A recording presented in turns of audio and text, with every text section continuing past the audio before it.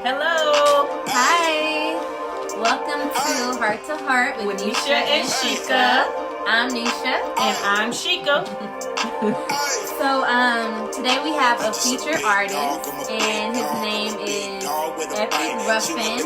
He is a local rapper to Florida, and this is his song. Just you check him out on Facebook. He's doing big things. So we apologize for getting on late. We know we were supposed to start at 7, but you know when you're first getting started out, you know it's never how you want it to be. So we're trying to get it together, but we were determined to get you guys this video tonight. So that's exactly what we're gonna do. But it is a very, very good topic, and hopefully somebody can take something away from it and learn from it as well. Yeah.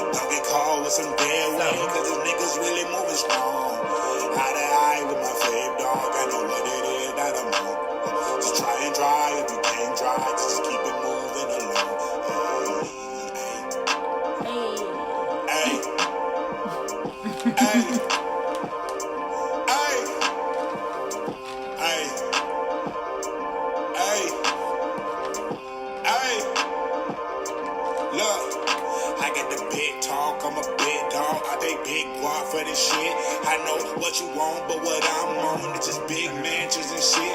I'm trying to flip a bird, then another bird, make another bird flip again. Fuck, nigga, who you talking to? Then your daddy teacher common sense.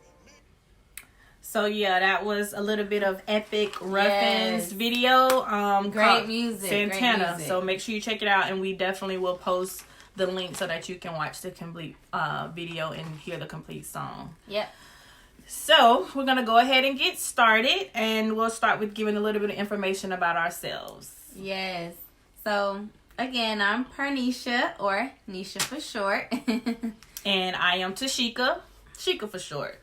A lot of people have been asking, you know, how did we meet? That was the question we got. So we wanted to talk about how we met and why we decided to start Heart2Heart.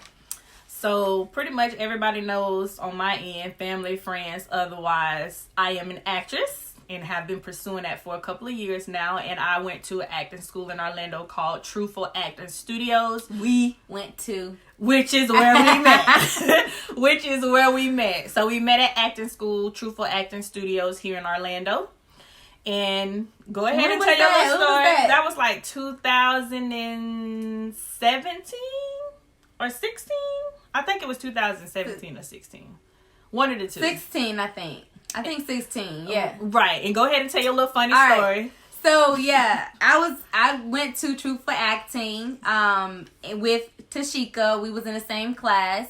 And me and her, we was the only black girls in the class. We was the only black girls? We were. Okay, so I'm like, I'm not going to be friends with a black girl because I'm black. Like, no, I am culturally diverse. I'm gonna, you know, this Caucasian girl gonna be my best friend, and it's good. Hello, whoever just came on.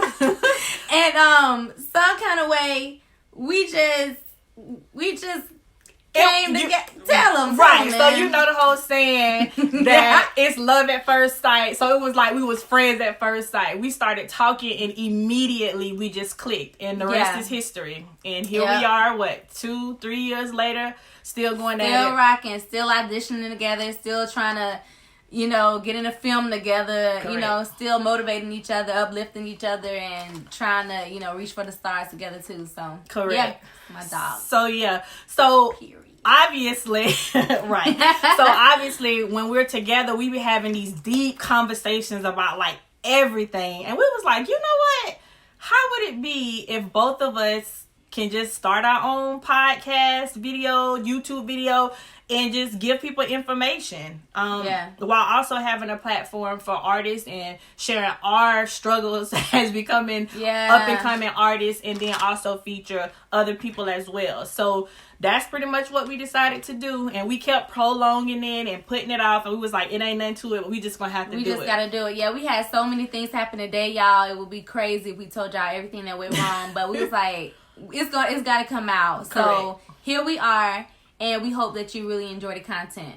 Right. So now that we've gotten that out of the way, so tonight's first show is going to be an interesting one. in lieu of the current climate of the name brands such as Gucci and other name brands doing this blackface stuff. Yes. I know y'all seen it. It was crazy. So ropes hanging from clothes, shoes with blackface on it, just all kinds of crazy stuff. So we felt like this would be a great topic to start the night off with. Hopefully you guys take a lot of information, because we have a wealth of information that we kind of researched and found out for you guys. Yeah. So I would just say the theme of our show tonight is, what's the root cause of why we as black people love these name brands so much? Yes. Why do we feel like we have to do it? So of course the internet is a great tool for any information that you want to know. And so we went on YouTube, and up pops this video. The video is called The Secret of Selling the Negro. Okay? This video was published in 1954. It was a commercial basically talking to audiences of white culture and saying, what is the secret to selling to the Negro? Now, in the beginning of the video, it says that our culture was pretty much overlooked due to the set of ideas, meaning back in that time where it was racist people like running rampant. Racist, but they was more outspoken and outgoing back then. Correct. And at that particular time, they didn't want to sell to us either. They didn't want nothing to do with us. Yeah. So they was like, well, look, yeah, we don't like them. We don't want to have nothing to do with them. However, there is money to be made. $15 billion in the black market, the consumer market. And that was in 1954, y'all. 1954. $15 billion spending power. Because just think about it. We couldn't use the same restroom. We couldn't sit at the same table as them. We couldn't swim in the same pool. Nothing. So we had to make our own stuff. Correct. And that they was missing out on all that money. So somebody finally got some common sense. Right. So they basically hired what they call as sales psychologists to go out and put cameras all over the city to study how black people bought, so that hey Bridget, how are you? Thank you for tuning in. We appreciate it. So they basically created this whole video of how to basically secrets of selling to the Negro, okay, which is black people. So that's what our video is going to be about tonight. And like I said, we really hope that you get a lot of information out of this, because it's super important that we understand why we do the things we do and how we were targeted to do these things. Hey girl. So Parnisha had to step away for a second, so I'll just start with this. In the video, it says, this depicts the lives, activities, and consumer behavior of the African American professional, students, and everybody else in that community. So when we started out, apparently after it said about 20 years, from the 1920s until 1954, our buying power went up, or our ability to be able to make money went up 4 times. So after we started making money and we were able to basically desegregate and integrate with one another, we started moving to the city. Yeah. So we started going, and they noticed that we started buying a lot more stuff. So in order for them to figure out what we were doing, they decided to put cameras up and to study our habits as black people and how we bought. Yeah, that's crazy, because even though I kind of feel like some stuff ain't true. Okay. Like, just like if you see this video, how they say that black people think, some of it is true, but I do feel like some of it is made up, because of course they gotta downgrade us in any kind of way they can. Right. But a lot of it is true, because I just remember, like, even right now, you want to put your kid in the finest things in school. Mm-hmm. You want to put him in Jordans. You want to put him in Nikes. If you can't afford Gucci and Louis, you're going to buy that for your kid, because it means wealth. It means people going to respect that. They're going to respect your child. They see them in expensive clothes. Right. So basically what they said was that they found out that black people in 1954 had a buying power of $15 billion. Okay? And according to them, this was out of their mouth, meaning the white person said about black people or Negroes in that time, A product cannot be number one if you do not have the support of a Negro. You cannot sell your product if you do not have the support of a Negro, which is still true today. Now, I will fast forward into current time, and our current buying power is $1.2 trillion. You heard it with a T. $1.2 trillion is our current number of buying power that we have, y'all. And y'all probably like, right, Bridget, wow. It's crazy. And y'all like, well, how? Where's this money going? Well, we buy all the time, which is also some of the things that... And they know that. White people will save, they will keep the stuff they have, but we want to feel like, because we come from poverty, we come from a community that doesn't have much. So when we see something nice, we do whatever we can to get that. Mm-hmm. And then once we get it, we want to flash it, let people know we're better than them pretty much. Exactly. So a couple of the things that they said was people were having some, I guess, reservations about selling to black people. And they had this notion of black people weren't buying properly. And the man say, no, that's a misconception, because at that time, 1 out of 3 black families owned their home. This is 1954 now. Wow. Yeah. Okay. 1 out of 3 black families owned their home. Also, it said, well, they don't make their payments on time. Not true. Out of those black people, it said this is information that was researched, and it said that black people actually more than any other person paid their mortgage on time. And that's just because we have something to prove. Like, we don't want to feel like, we always feel like we got to do better.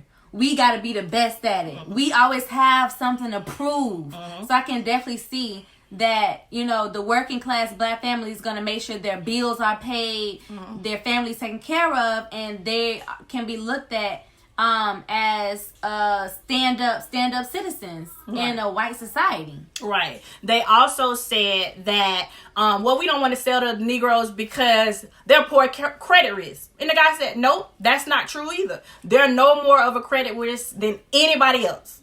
Okay, so this is in 1954. And so they was like, okay, cool. So the guy then said, after all of that, they came to the conclusion about, okay, so if we're going to sell to the Negroes, we have to figure out what they do. So it was 3 things that they particularly said that they wanted to see. So it was, what do they buy? Why do they buy? And how do we sell to them? Right? So go ahead, Farnisha. So those 3 things they did, it was just like one point in the film where I was shook. Me too. She was shook too. Me too. She told me, I was like, that is the point too. They literally have in this film what a black person thinks when they buy. So it was 3 buying habits that they said. So the first habit was that it had to be quality. How many of us know in our community it's got to be quality? And they said they buy by name brands, i.e. what we're talking about in current day. They will specifically come in a store and they will ask for something by brand name. So that's the first thing. Okay. The second thing was it had to be something of quality, because it said that the Negro, the main thing of the Negro in its buying was recognition. And this was it was very important that you understand this. It said recognition. And we know how many of us see people buying stuff to impress other people. And it says the black person, the Negro, needed it because he's had very little of it. So it's important to him to feel like he is recognized, which is why he wanted to buy those things that were name brand. And then it also said, like, okay, I guess someone was like, okay, how do I approach like black people? How do I go into their communities? And they had a step-by-step of just be nice. I smile at the Negro. Right. I give them the Negro advice. I may give them advice. Right. I call him by his name, Mr. or Mrs. Moore. Until he says, call me by my first name. Correct. So if they say that, you got them pretty much. And he said because they're used to being treated as second-class citizens. So they want to feel like they're important. Mm-hmm. They want to feel like you're talking to them as a human being. And we know that is true. Yeah. Hey, Otis. How are you? Thank you so much for tuning in. So So, then... Wait, I just want to say, like, ahead. I just feel like it's just so crazy how our community promotes, how they promote it so much. If your favorite rapper is wearing Gucci, you gonna do whatever you can to get Gucci. You know what I'm saying? They don't care nothing about us. True. And you just marketing they stuff like for free. Right. It's just crazy. Now, for me personally, I know that you guys know that T.I. said everybody boycott for 3 months. And it's two things in that. So, yes, boycotting is great.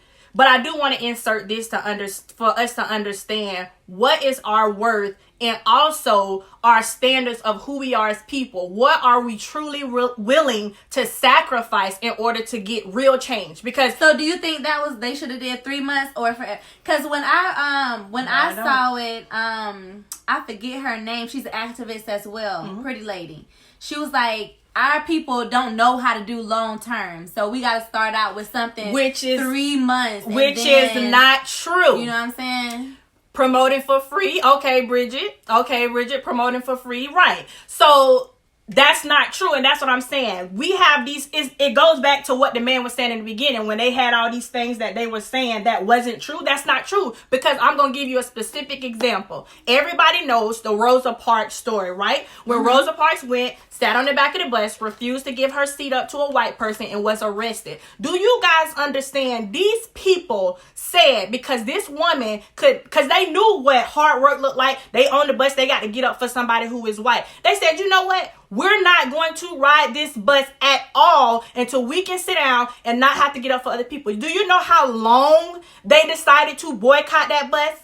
Over a year. So let me just break this down for you. Can you imagine wherever you work from your house right now, walking to work with your children, dropping your children off to school? Because I'm just trying to get this to y'all straight. Dropping your kid, walking from your house where you live right now to your work, to your school, to the grocery store, to your friend's house, to your mama house, to your daddy house for an entire year for a cause. I think that's opposite of what we were. That's who we were. That's who we are. That's who we are. But if that happened today, girl, there would be change for sure if that happened today. But if someone pitched that to the black community today, girl, look, that's a whole nother show about us not sticking together and not really being on the same page with stuff. But the thing is, when we really break it down, though, us average people, even if you do got an okay life and you doing a little okay for yourself, we ain't buying Gucci. So that really doesn't affect somebody like me. I don't buy Gucci. I'm doing pretty well for myself, but I don't buy Gucci. I've never bought anything Gucci. I've never bought anything. If you was a millionaire, who's to say? Would you go? Who's to say? But me personally, knowing who I am and knowing that I'm a social justice advocate, yes, I would. If it's for the greater good. I just feel like when you know better, you do better. Correct. Like, before, if I was a millionaire and I went to Gucci, I saw something nice, I probably would buy it. But when you know better, you do better. Right. So now that you know and you're conscious and you're what we call woke now, it's just ignorant to go in there and still buy your product when you know deep and down inside they don't care nothing about you and your community and who you are as a person and as a people.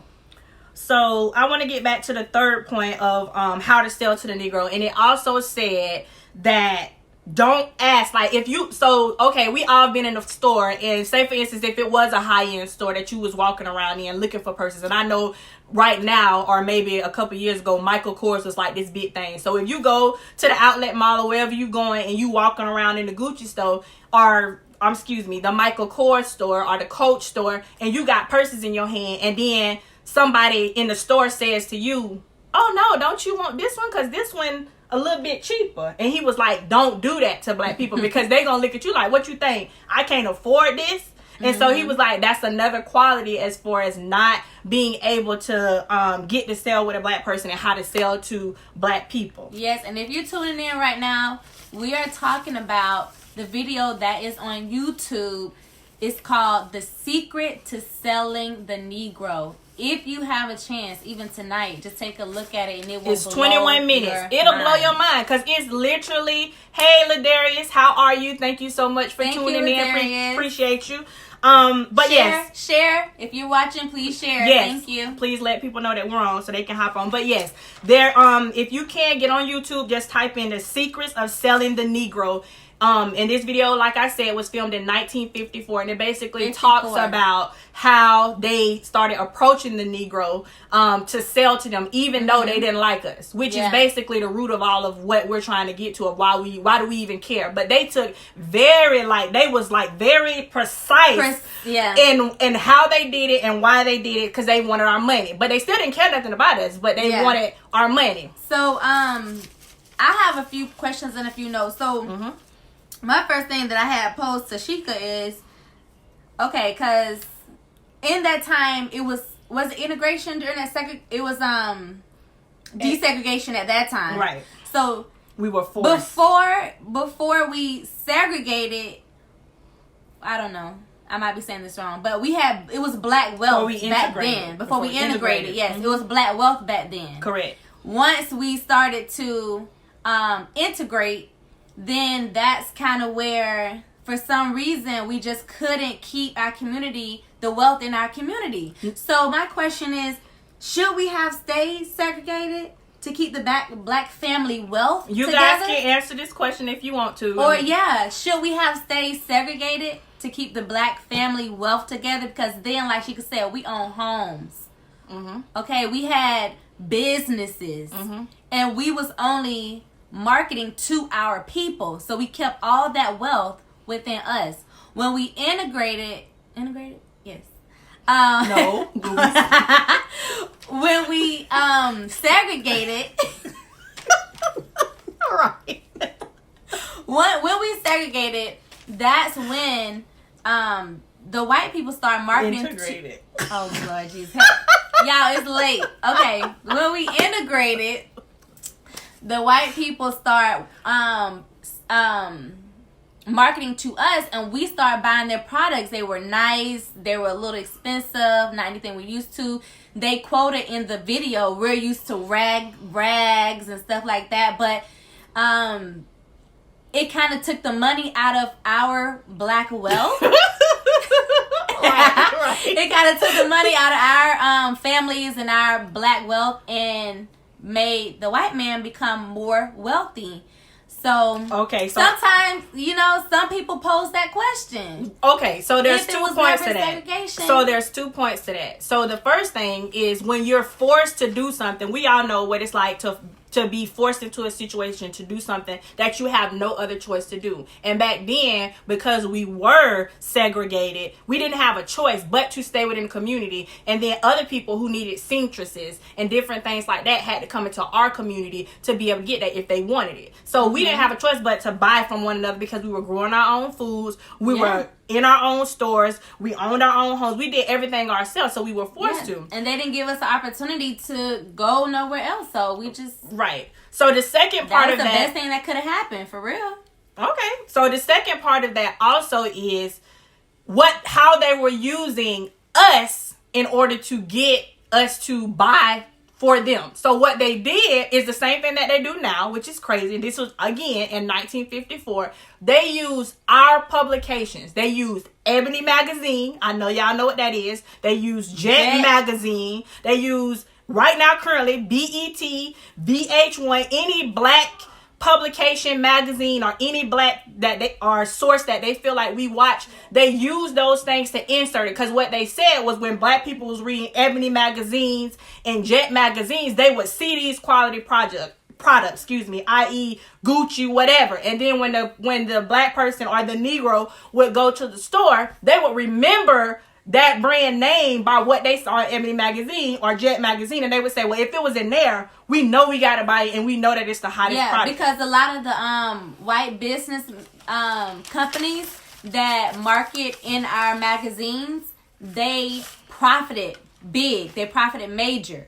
So they was trying to tell in the video that it is a profit by marketing to black people. Just look at us. We make so much money. Right. And it's because black people aren't used to anything nice. So they would spend their last just to have the best. And how they broke it down was that you can sell anything to the Negro. Bubble gum, Coke, earrings, necklaces, boogers, whatever you sell, the Negro will buy. That's pretty much what their motto was. They also created this booklet that they had offering information that was relevant to the do's and don'ts of selling to a Negro. Like, they had a whole book going around to all the white people saying these are the do's and don'ts when you're opening up a business and when you're selling to black people. Mm-hmm. This is crazy. This stuff is real. This video, like, I honestly, to tell you the truth, I can't even believe they still even, like, I don't even know where it came from or who put it up. The fact that it's still up is a long time ago. I think 2015. Yeah. But the fact that it's still available, it just shows crazy, you. Yeah. And that's why I say, you know. And then I think T.I. just posted a video too. Similar. T.I. just posted this video on Instagram. No way. Yes. Divine intervention. Right. It blew me. It's craziness. And again, our community, we have to be more knowledge based. And I posted this on my own Facebook a little while ago that you guys have to understand. Everything that is done by design. That is even things that are happening current right now. There's a reason behind it. It's always deeper than what it is on the surface. So you guys have to understand that. We are targeted. We are like to buy for whatever. We have to understand what's going on. We have to wake up. We have to be more cognizant of reading of the knowledge that's out there. Because if you want the knowledge, you can find it. Google is probably the best thing that we have right now. And also actually picking up books and reading is where a lot of information is as well. And we all know that saying that they used to say back in the day, if you want to hide something from a black person, what you supposed to do? Put it in the book. And in this case, they put it on YouTube. And ain't nobody watching this kind of stuff to understand what they're doing. But I wanted to because in the video I like to read the comments. I like to see what other them comments. We already know about them comments. And it kind of opened my eyes to kind of look at stuff different too. So one person who commented said, this is what those Korean, East Indian, and other foreign stores do in black neighborhoods. They really dislike blacks, but get richer off of blacks. They might hire 1 or 2 employees to make it look good, and those employees never get raises. But they don't live in black neighborhoods, attend black churches, or support black organizations like the NAACP. They make their money in the black neighborhood and go buy a $500,000 house in the white neighborhood. Right. And I want to say, hopefully I'm not wrong on this based off of information that I researched, was that our dollar only stays in our community 6 hours, which is nothing. So that means while we sitting at home, within 6 hours, somebody is going to go outside of our community to another community and buy something from someone else who is not black. And this is the thing. We are not saying to not support other people's businesses and things like that, but we got to understand our own buying power and what we can do. There are plenty of people in all of our communities who are black who we now know the market of selling things are really up right now, no matter what it is. Yes. So it's very important that we look at that, because then when they see what we value as black people and our money, then they'll start to follow that. Which we see they basically committed to a whole video of seeing that, and they know that. But we have to understand what we're worth and what we're willing to sacrifice in order to get the respect that we deserve. And I think this just opens your eyes, like. It's so crazy how we would support another culture, but we can't even support and invest in our own. And like you said, not saying not to support other cultures, because it's not about that, but every culture, Asian, Jews, whites, they keep their wealth in their communities. They have a way to keep their wealth in their communities. We're the only race that really doesn't. And we feel like, why guilty. can't we make our convenience stores? Why can't we make our name brand clothes and not be laughed at in our own community? Right. And I think another part of that is that our community is very guilty of what we do, because we feel like somehow we love as a people to include everybody. We want to include everybody, but when other communities do that, we don't say anything to them, because Jewish people will say, I'm buying from somebody Jewish, or whatever the case may be. We won't say anything. But we feel guilty when we like, well, we're going to support our own, as if that's like this notion of like looking bad on us to say, oh, well, we ain't including nobody, and what y'all doing over there? Why y'all just got to worry about black people? And it's not that, because if we don't worry about ourselves, obviously nobody else ain't worrying about us. You know what I mean? It was a couple of other things that I wanted to touch on from the video, and we just giving you guys points. We definitely encourage you guys to look it up. The secrets of selling to the Negro. Hey, Kiara, thank you for watching. Hey, Boo, happy birthday. So this was very interesting. There was a point in the video where it talked about the black family and how they buy. So it said black people buy together as a family unit. Now I know for some of y'all that's gonna shock you, because now you know we all over the place with how we. And this is what I say: when you know better, you do better. We have been brainwashed and basically taught that we don't support each other, when in fact that was not true. This was in 1954. It said black people. This is what the people came up with. They say black people buy as a unit or a group. They look as units in groups. They live as units in groups. And they buy as units in groups. And it said if you sell to one Negro, they gonna tell their friends, family, uncle, cousin, auntie.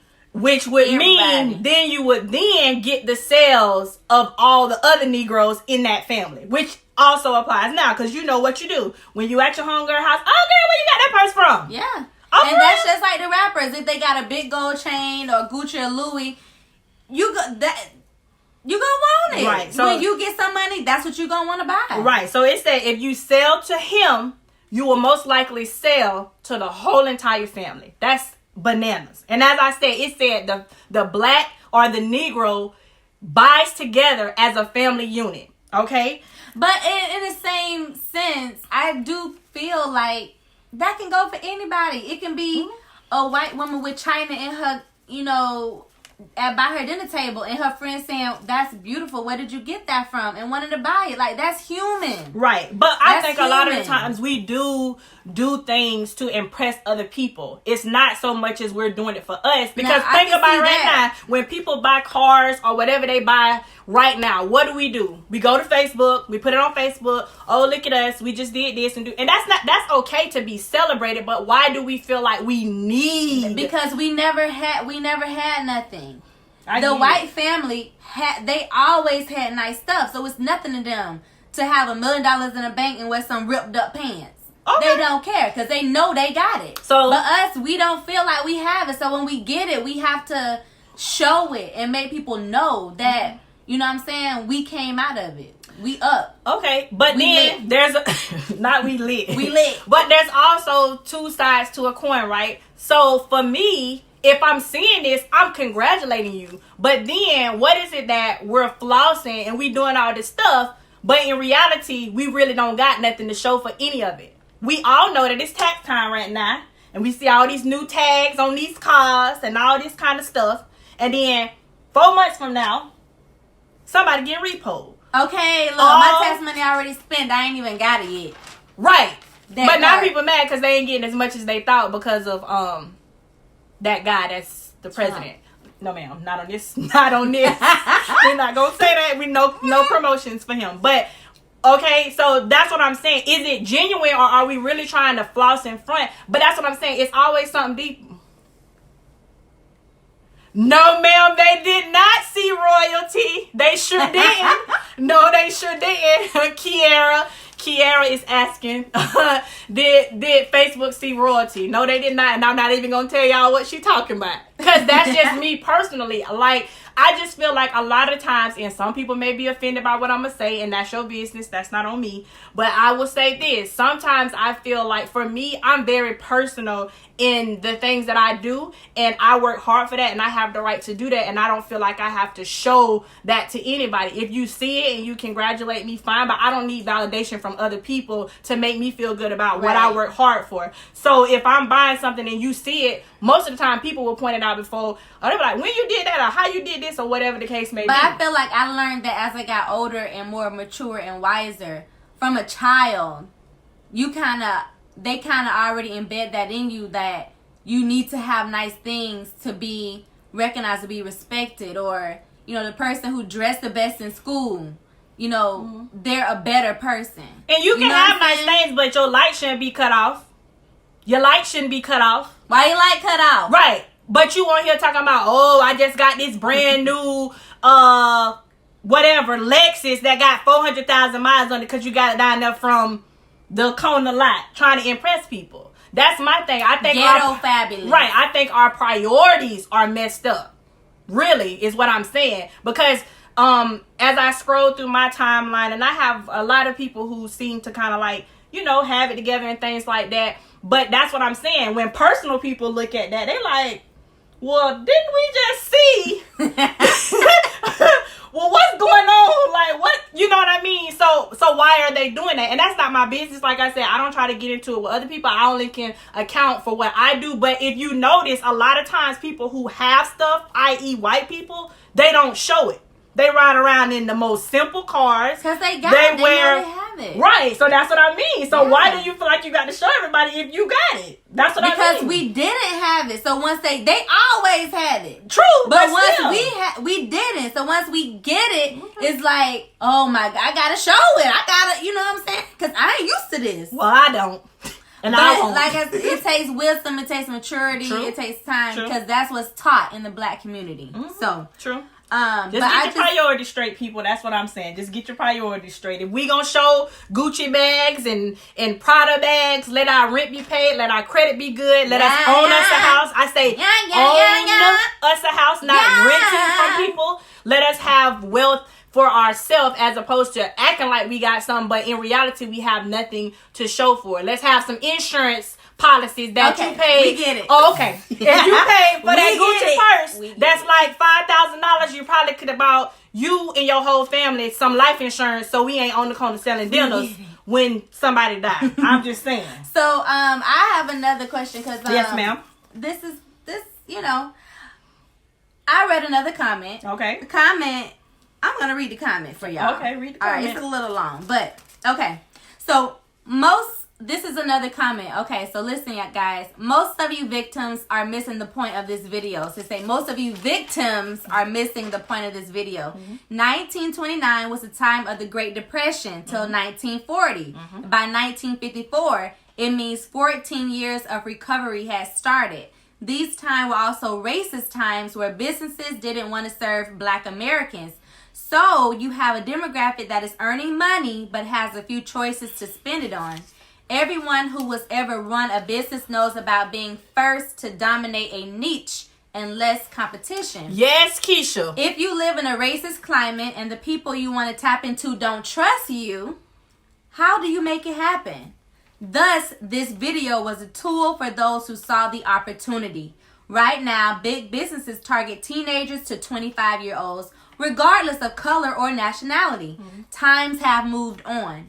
It is sad to see black people in current times stuck in the past and missing the truth. If racial thought can keep most of you from participating in certain markets, then it is less competition for those who propagate it. Nothing personal, it's only business. During the 2016 presidential campaign, a lot of money was made on pro and against Trump merch. Be smart, see the gaps, and take advantage. So my question is, are we reaching by looking at it too deep? Is it a way to get the black market that don't trust you? Or is it personal? Is it just business? Is it just a business to market information on how to market to this people? Or is it personal? Is it racist? I think it's a little bit of both. I don't think we know everything is never just one way or the other. I think it's a little bit of both. But I think what we can take out of it is that what's our issue and why we feel like we have to buy these name brand things, and we have to dig into the root of who we are and understanding not to self-hate ourselves and trying to impress other people, because I think it goes deeper than that. And I do want to point out what Keisha said. Keisha said sometimes when we show it, we still don't have it. They want validation. Exactly. And that's exactly what my point is. So that's what I'm saying. So we out here buying these expensive purses. However, we don't got the money to pay our rent, or our lights cut off, or our children don't have no food. And that's what I'm saying. And exactly, then a year or two later, what that bag is raggedy, is run down, is beat up. Now what you got? Right. So it's I think it's a lot deeper than that. And maybe we are looking at it too deep, but I think still us as black people have to understand how we are targeted in these ways and why we psychologically do the things that we do, so that we can correct that. I think we also have to be comfortable with buying from people that look like us and not thinking, oh, well, if I'm buying from him, it's probably going to be like crap anyway. Yeah. You know, exactly. Like, oh, it's cheap. You know what I'm saying? It's cheap material or ain't really. You got to start somewhere. Right. Support. Right. Support. And, you know, I like my son to have nice things. Mm-hmm. You know what I'm saying? But I also don't want him to think that's all it's about. Right. Like, oh, I got to have the new Jordans that come out. Oh, I got to have the new Gucci belt. Or, you know, I don't want him to think it's all about money. People killing people for that stuff. But at the same time, like, if you bring your child to school a certain type of way, they're going to get bullied and picked on. So it's like, how do I find that balance to keep my child, make sure that he needs to keep himself up, but not fall into the trap? That's all it's about. Because you see a lot of kids, elementary, middle school, they got to have the freshest stuff. If they don't, it's a problem. And that's all they care about. And when they grow up, that's all they care about. They need the nicest car. They need the nicest house to floss. But I also think that also comes from us parents and teaching our children, like, what our worth is as Black people and not being validated by material things. I think that's also a teaching thing. Because if we're Speak to your kids about that. Correct. And make them strong and confident adults and make sure they understand that, yeah, this is something that looks fine, but if you had them same shoes on, that the only thing you're paying for is the name anyway, because if you go in Walmart, you can find a pair of LeBrons that look like LeBrons, they just don't got LeBron name on it, okay?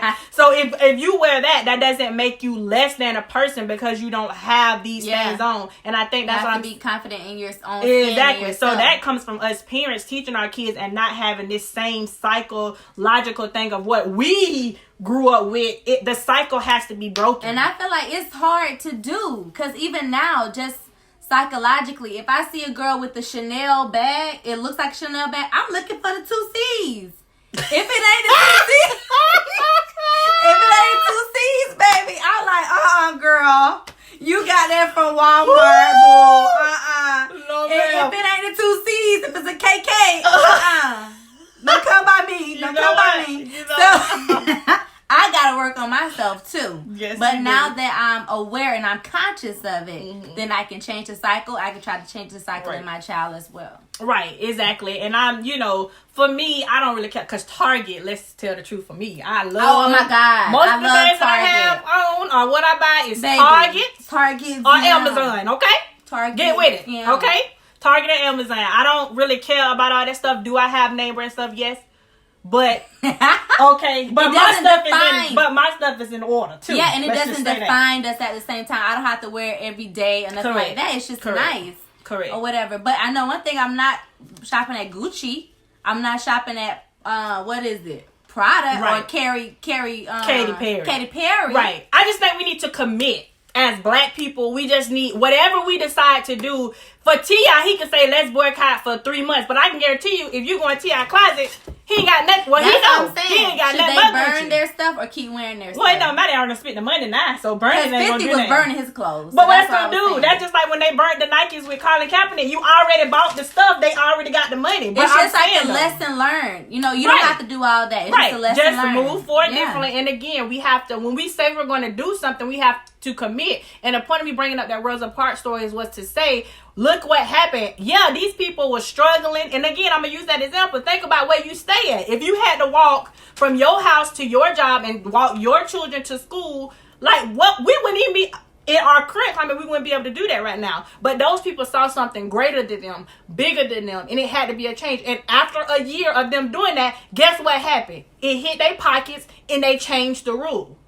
And so then they was able to get back on the bus and didn't have to get up anymore for white people. And that's what I'm saying. In order for us to make change, we have to commit to something no matter how long it takes. Yeah. And we have to really understand what sacrifice means in order to get true change and not temporary change. Because all these companies, from Starbucks, from time after time, we're like, well, why we have to keep seeing this? They should know by now. They don't care. Yeah. That's clear that they don't care. And it's going to be other brands. And just because they don't tell you they ain't doing it, probably Target too. Mm-hmm. Whoever but it is. Like I said, when you know better, when you know better, you do better. Mm-hmm. I haven't heard enough from Target, so I'm Target for now. Right, okay? me too. I'm just saying. Just because we can't be surprised when this happened, because this is woven into our American culture is what I'm saying. But let me ask you this though, because Gucci made a statement and said they're as changing. They all do. They realized their issue. Mm-hmm. They've made adjustments. Right. So does that mean anything? What, now we gonna get an extra black person on the panel to approve what everybody know that but black can they people be forgiven if they make a mistake? I Can ain't they never right mind their Gucci. wrong? They can Can right they? their... Do you think they can? Come on, y'all, Because comment. they made Can a they right mistake, their wrong? Can they right their wrong? Let Because us they know. said they're changing, their market strategies and they're bringing black people to the table. Would you shop at Gucci now that they said they're sorry? Who owns Gucci? Does anybody know? Who owns Gucci? I guess what I'm trying to say, when you own your product, you control what's going on. So we need to get in the business of owning and buying from one another. Then we can control where we want to spend our money, and we can control the power that we have in our own community with the things that we buy, and not have to be worried about no racist people doing stuff that's super offensive. It don't take no rocket scientist to know at this point that blackface is not good. Yet we still keep, or a rope hanging from somebody's neck on their clothes is not good. Like, it doesn't take nobody, any kind of, like, anybody with a brain that's an adult knows that that's not right. But yet they keep doing it, because guess what? We still finna buy it, because guess what? We still want the flowers. Right. So that's what I'm saying. What are we willing to sacrifice? And, not saying that it's not like not saying that all white people are horrible and don't trust them, and they, it's bigger than that. It's just, how can we bring wealth back into the black communities? That's really what it is. We're making everybody else rich but ourselves. So that's the main issue. And so to wrap this up, we will say, I will encourage you to do a couple of things. First thing is, in your local community, no matter where you are, Central Florida area, Lakeland, Orlando, Kissimmee, wherever you are, make an effort to buy black. I don't care what it is, where it's at, try to buy black. Make a conscious effort to buy black. Okay? And this really, opened my eyes, because before, I really didn't buy black.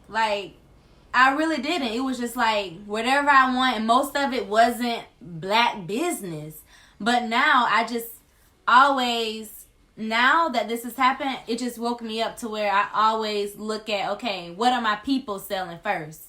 And if I want it, I get it. You know what I'm saying? And even a lot of my friends, they have started their businesses, and I'm going to try to attempt to buy their products too. But the thing is, with black people, their products be so expensive. It's like, girl, I could get this from Fashion Nova for $50. And you made this dress for $200? Really? I can't afford it. But you know what I'm saying? If I can, because black people know that ain't that many people buying from them, so they gonna raise some prices. But if it's affordable, all right, yes, ma'am, Keisha, buy black and stop asking for discounts for everything. So this is the thing, to your point of when we say that, again, as I say, it's always two sides to the coin. So to that point of saying that, why is black people stuff so expensive? But if Apple puts their logo on the back of something, we feel like that means prestige, that means quality, and we're going to pay for it anyway. So I think we got to get out of our own heads and saying that, why does black people raise their prices as well when we are willing to still do it for what we consider to be quality, which goes back to what this man was saying about what we do. So what is that? Are we saying that black people can't make quality stuff and their stuff is not worth paying $200 for? If you will go and then buy an iPhone that's $1,000.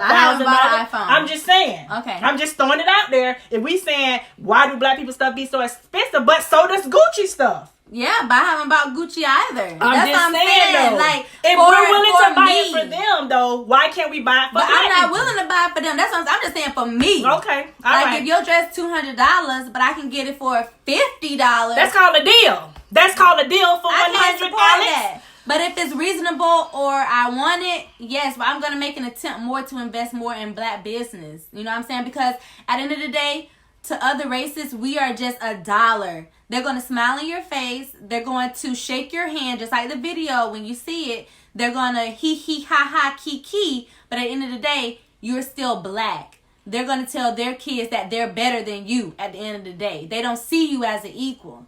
So we have to really know that and take that in stride and just learn from it and be better. And I do think we do have to stop thinking that we don't make quality stuff either because we black. Because I do think that's a point to say. Because even if you, so let's just say, I know you're saying for you, but if we're saying, like, even if I have the means to do so, but I still don't think black people make quality stuff, then why y'all charging? Because you black, then you need to give me a discount, as Keisha said, that's as opposed to when you walk in Apple or whoever, you ain't telling them to give them no discount. Right, so that's what I'm saying. We also have to value ourselves and know that we work, and saying that we can also make quality product. Black people make quality products, and that we willing to spend the money if it is good quality. Now I will say this, what y'all not gonna do is you're not gonna condemn me if I go to the store and I get bad customer service. If that's the case, I don't care who you are, black, white, Asian, I'm just not gonna go there nowhere, and I'm not just gonna go there because you're black if I am truly getting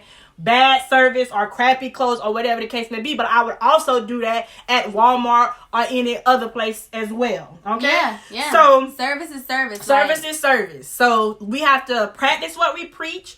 We have to learn how to sacrifice, and we have to learn how to commit and stick together for true change. And we got to understand who we are as black people and what we're worth, because we are the only people, that's going to truly care about us and how we do. And trust me, everything that we seeing right now, this not going to be the last black face we see, because we see on them about every other day. This ain't going to be the last rope we see. We see that. It's not going to be the last. It's probably stuff we don't even know that has a meaning to it. I'm sure. So this is not the last, but we just need to be conscious. You're right. And know what's going on. It's so important. Right. So, do any of you guys that's still on the live or just joined the live have any questions for us that you want us to answer right now? Before you get off, and I do want to make this last point.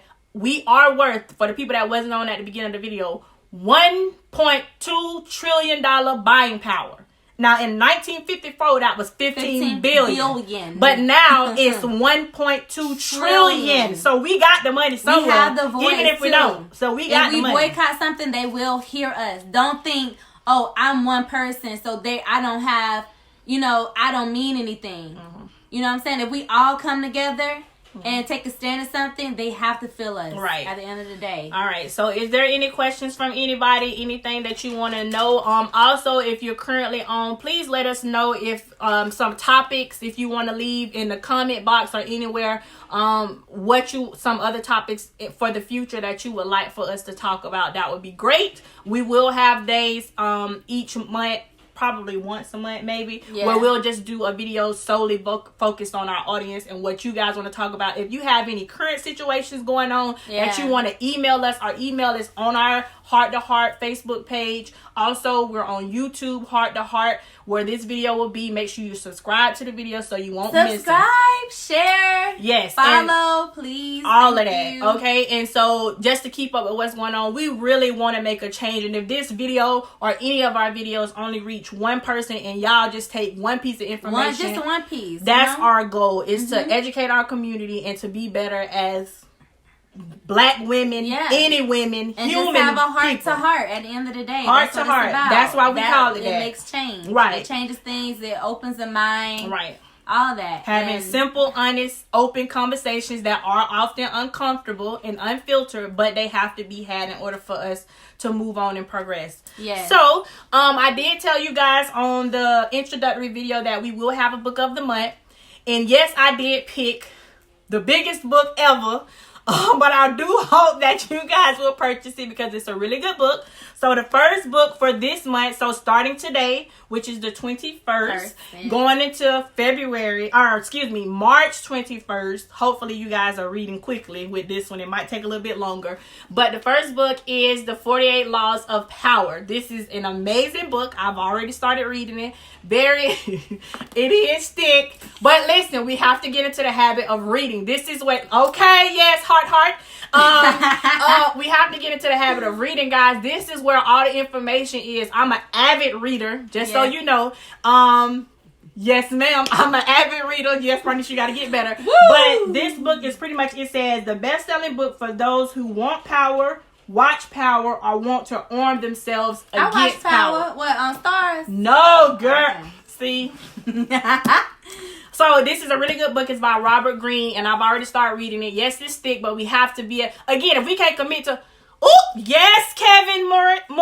So already ready. Can't wait to you better be tuned in. Yes, thank you, Kevin. See, we got black people read. I don't care what they say. Black people do read, okay? And this is where they put the information at, okay? So each month, I will be presenting a book to you. And even if you don't read it within the month, we're going to give you some ideas for you to go out and purchase. But even if you don't read it in a month, just make sure you get it and read it at some point. We want to inform you guys with knowledge and hope that you guys will come on this journey with us. We truly appreciate everybody who took the time out for real. I just want to say we will be featuring artists because we're artists ourselves, so we definitely want to make that platform.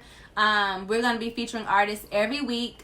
Today it was Epic Ruffin. He's a local rapper in Florida, so we'll play him on the way out as we're exiting this what we got going on. But if you know an artist, if you're an artist yourself, whether it's painting, whether it's poetry, whether it's music, just let us know, and we love to support what you got going on.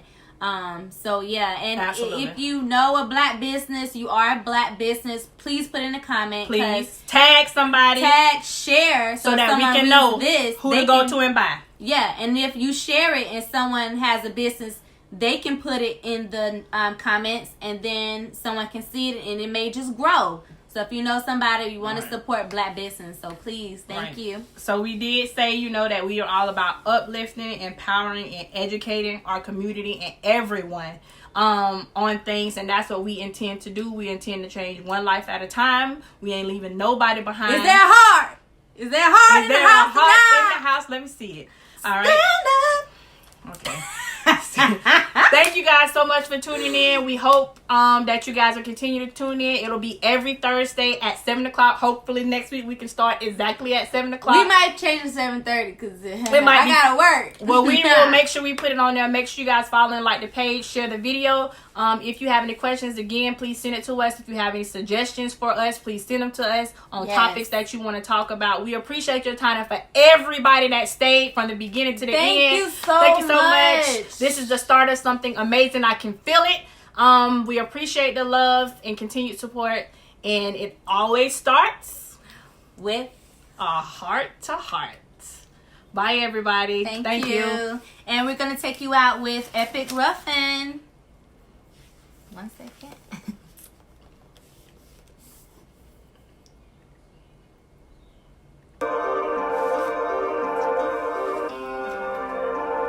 Hey. All right.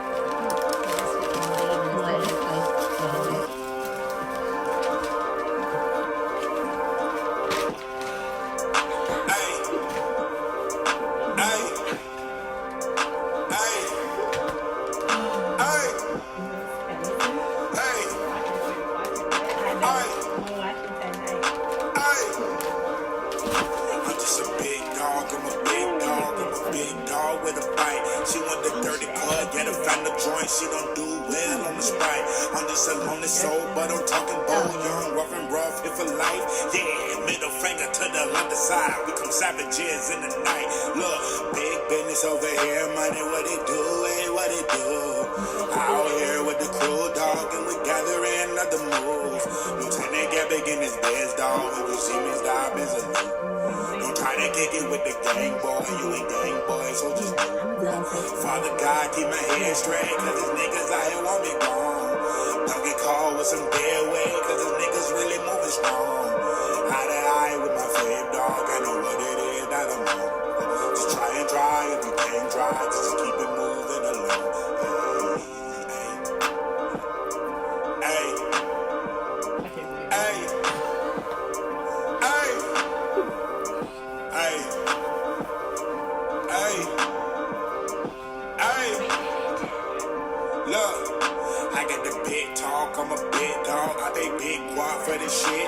I know what you want, but what I'm on is just big mansions and shit. I'm trying to flip a bird, then another bird, make another bird flip again. Fuck, nigga, who you talking to? Then your daddy teach you common sense. Man, middle finger to the other side, cause the other side, it ain't me. I'm the one they wanna be. This the life they wanna see. Get them out the misery, cause misery ain't what they need. This ain't really what it be. Everything ain't what it seems, man. Big business over here, money, what it do, ain't what it do. Out here with the crew, dog, and we gathering up the moves. Lieutenant Gavin in this bitch, dog, when you see me stop, it's a salute. Don't try to kick it with the gang, boy, you ain't gang, boy, so just move.